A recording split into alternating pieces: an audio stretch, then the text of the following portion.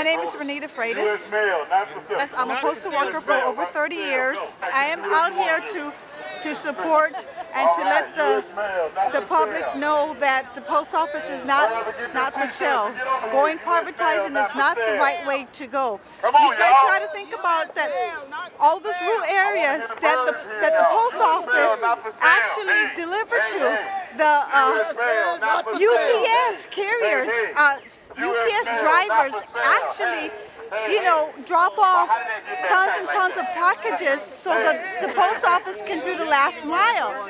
And if we go for sales, all of our elderly folks, they will not be able to get their drugs on time when they need it because they won't go inside there. Maybe they'll go inside there a couple times a week because that's a lot of money for them. So we got to think about our elderlies, and I'm getting up there and I will be up there at one point, so going privatized is not the right way to do it. My name is Manny Marina, and branch president of Tua Lady, NALC, and we are here to protest the privatization of the Postal Service, the intention of privatize the Postal Service, and this is a national day of action, and that's why we're here. And what would privatization mean? Why are you against privatization? Some people say it's a good thing to privatize. It will really destroy the Postal Service, the service that is intended to be to every citizen in the United States, and including those in the area that is hard to reach.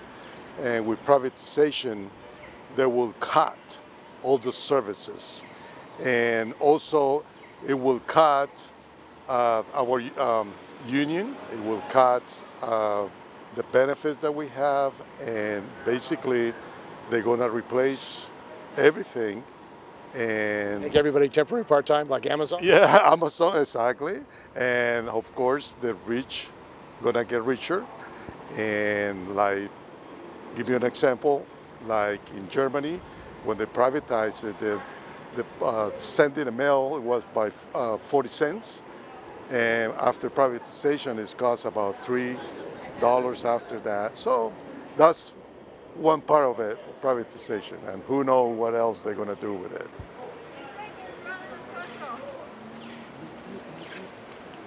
Hi sir, would you like to take one of our handouts and support us? Thank you.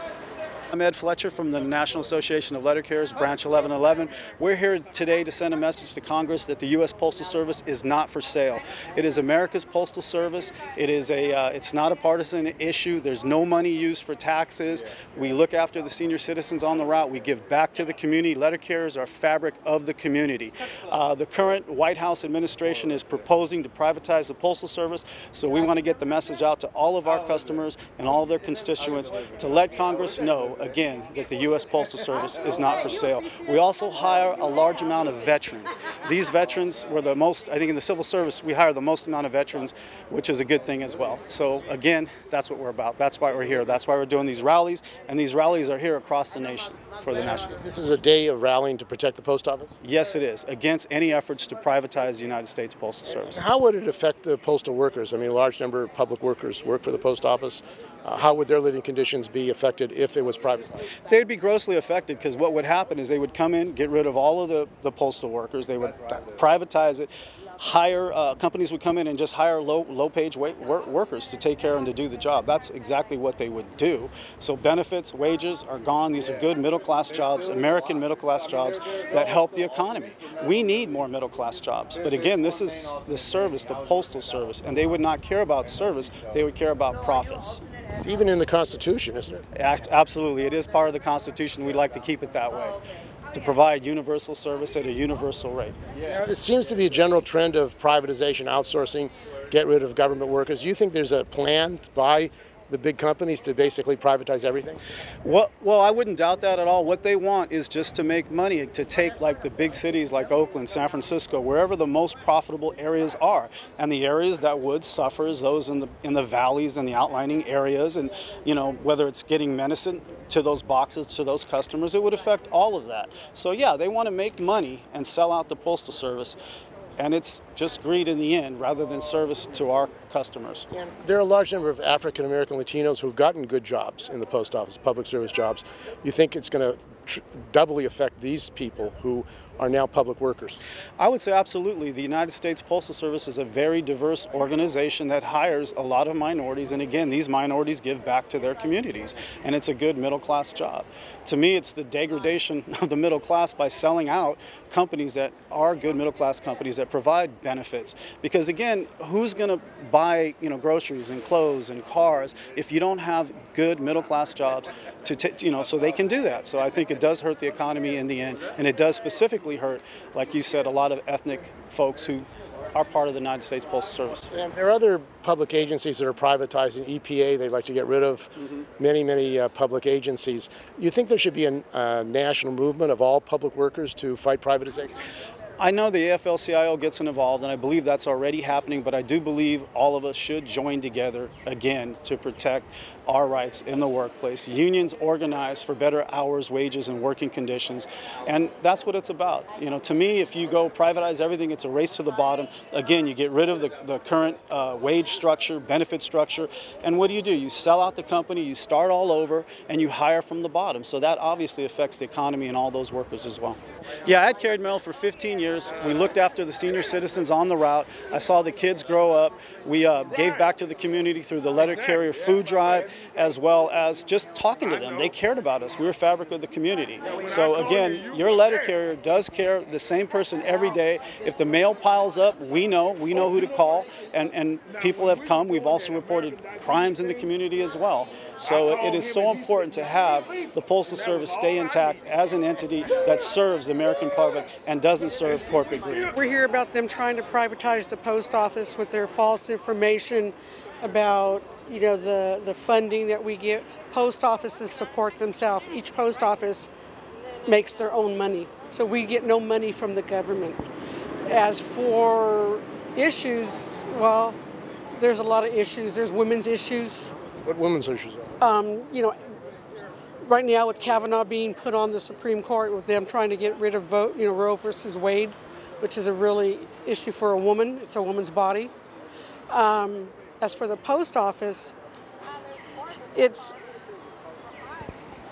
made us pay 10 years for health employment for people that will never be hired.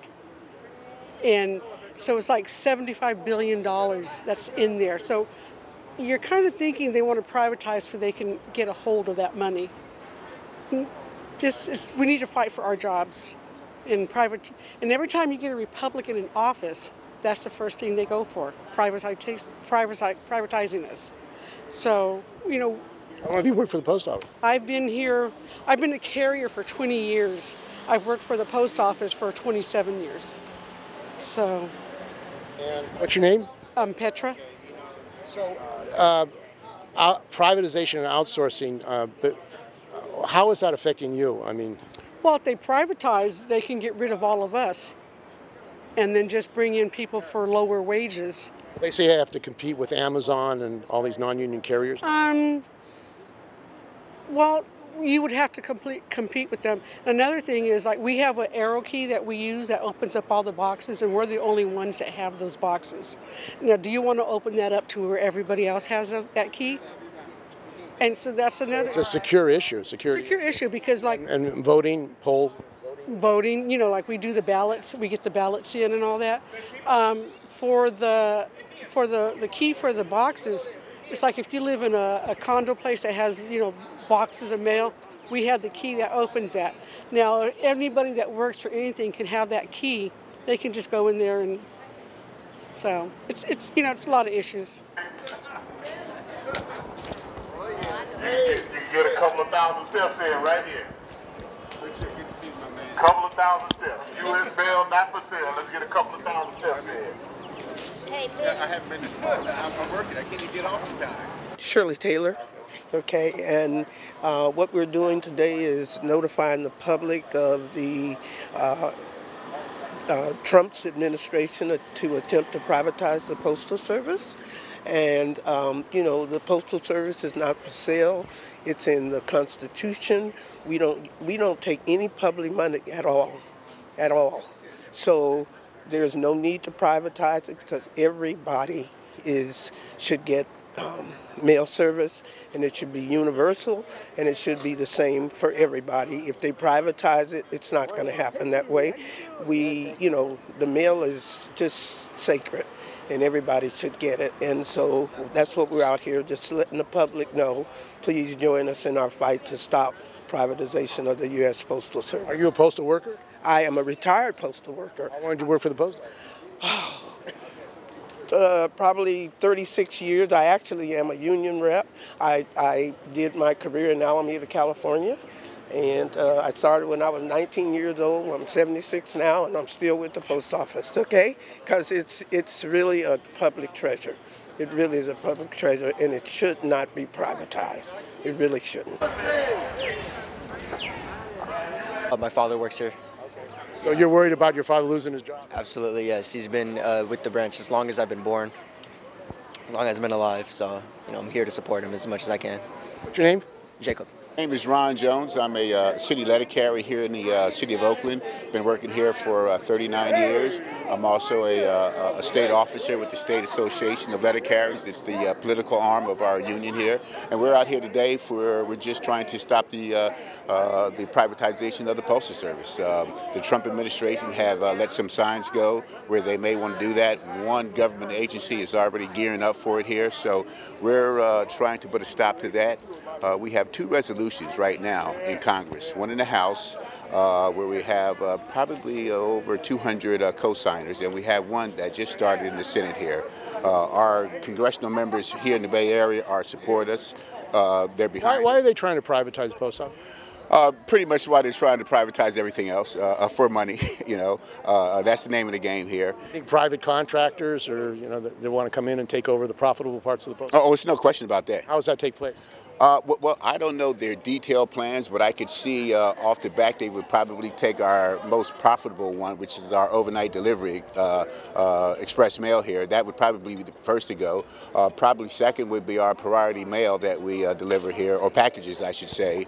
And probably third would be maybe the keys to the mailbox. Right now, only Postal Service are allowed to have keys to the country mailboxes, and corporation's been trying for a number of years to get access to those keys. So once they get access to the keys to the Postal Service, that would pretty much kill it in my eyes here. And FedEx, Amazon, these companies, they're hiring thousands of workers. You think they want a piece of the post office? Oh, most definitely. Yes, yes. Especially our competitors. We work with them, FedEx and UPS here, but at the same time, they are a private corporation, and they have their designs on the post office. There's no question about that.